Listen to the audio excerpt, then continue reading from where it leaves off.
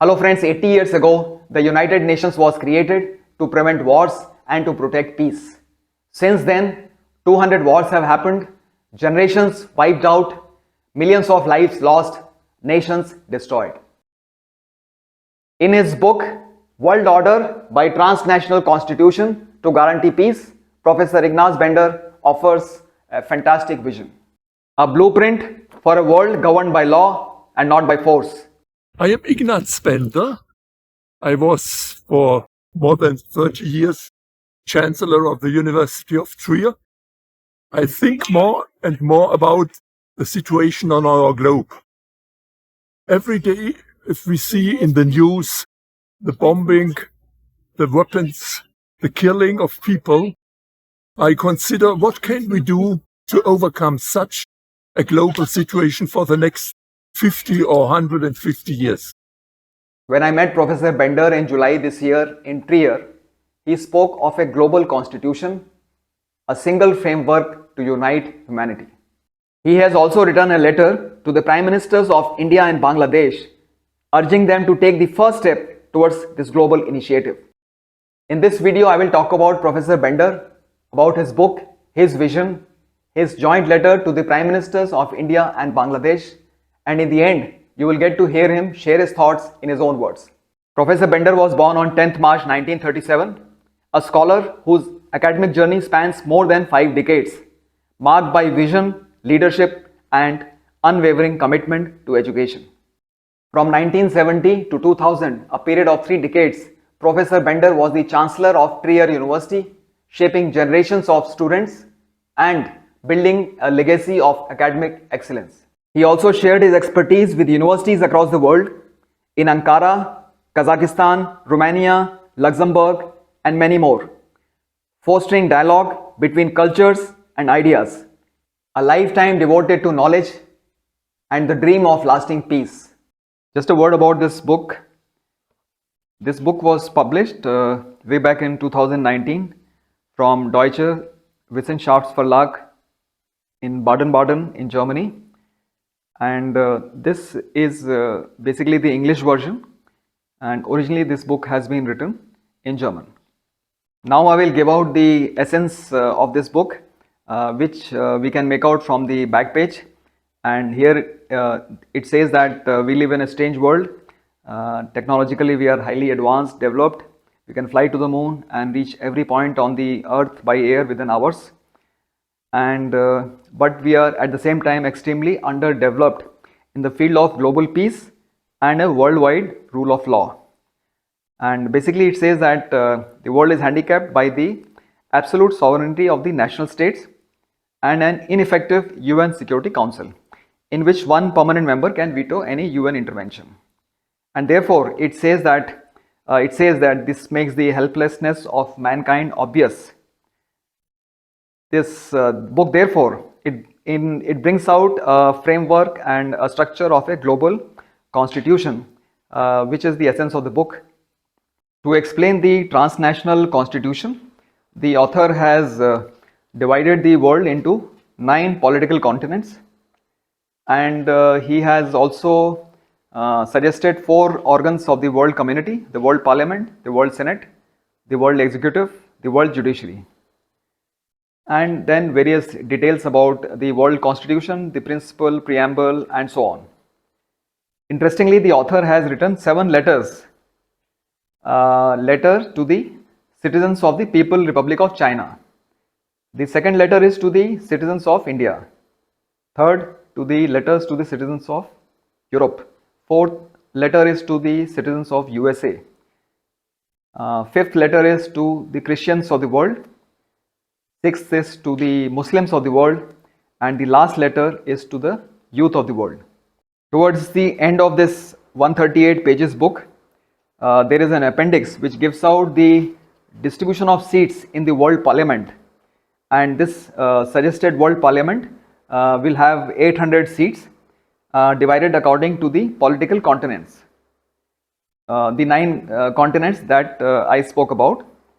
The Continental Union of North America to have a total of 27 seats, the continent of Latin America to have 99 seats, the continent of Europe to have 106 seats, the Continental Union of Africa to have 162 seats, and the continent of Southwest Asia to have 61 seats, continent of China to have 92 seats, Continental Union of the People's Republic of China to have 92 seats, Continental Union of India to have 88 seats, Continental Union of Eurasia to have 40 seats, and lastly the Continental Union of Southeast Asia to have 130 seats.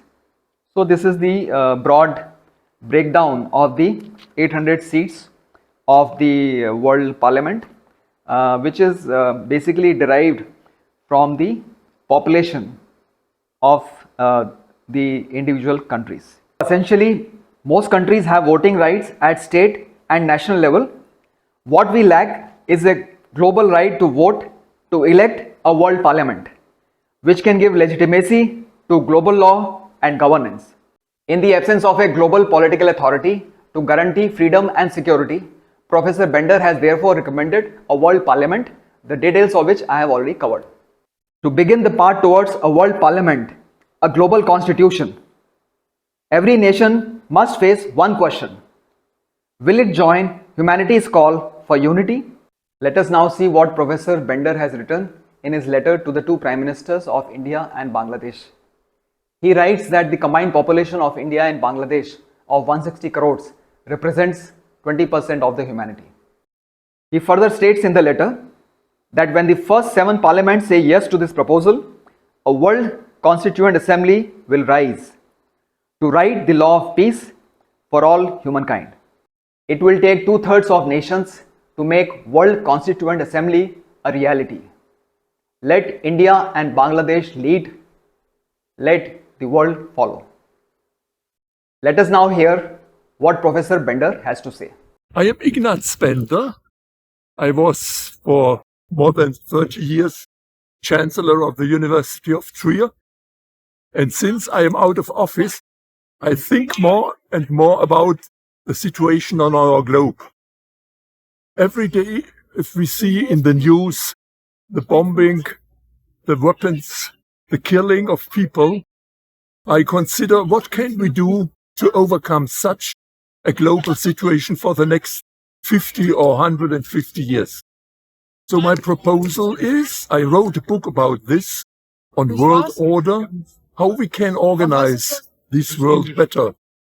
The idea is to give more people participation in the political situation on the globe. That means we need, besides the United Nations, a global parliament elected by the people of all the world, which has no voting, no veto right, like today Russia or China or the USA, and can directly address the problems of this globe. That means we have poverty, we have deficit in education in many countries, we have underdevelopment. On the other side, we give out, because of our actual constitutional situation, every day 10 billion of dollars for weapons, military, wars, destruction, etc. So my idea is we should need a global constitution, and every country of the world can start with an initiative. And the initiative could be like, for example, India. India declares, the Parliament of India, that India is prepared to become member of a global political situation of organization or political community, or oriented on the principle of law, of justice, of equal opportunities, of equal rights, etc. If other countries join such an idea. So I think India could be a good a country to take a start because it is actually not involved in the big clash of superpowers, China, Russia, United States, etc. Thank you very much. In case Professor Bender's vision has also inspired you the way it inspired me, please share this video and also please subscribe to my channel. The name is Major General Thakur. And lastly, thank you for watching and for believing in change.